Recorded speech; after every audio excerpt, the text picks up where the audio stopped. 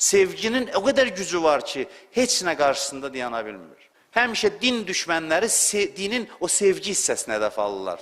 Düşünməmsiniz bu barədə? Hansı şeylərdə ki sevgi var, onu hədəf alırlar. Çünki sevgi onları tərk-silah eləyir. Sevgi olan yerdə onların sözü havaya gedir. Sevgi ən böyük dəyərlərdən biridir və ən strateji mövzudur cəmiyyətin islahı üçün.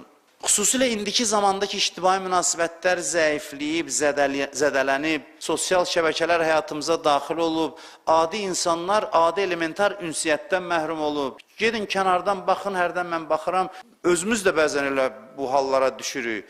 Bir yerdə bir dəstə insan oturub, hər həsib telefonla kimlənsə nəsə yazışır, ya nəsə oyun oynayır. Yəni 10 nəfər adam gör nə qədər məntiqsizdir. Yığışıb ki, axşam görüşsünlər, telefonla, hərəsi öz telefonunda. Gedib evində oturub elə onu yazardım da. Burada gəlib 10 nəfər, məsələn, zəng gelin ki, gedək bir yerdə telefonla oynayaq hər birimiz. Mənası bu olur. Gedək telefonla bir-birimizlə, başqa adamlarla yazışaq, məsələn. İndi zəruri olanda da götürər nəsə eləyərik, amma bu artıq bir normaya çevrilib cəmiyyətdə.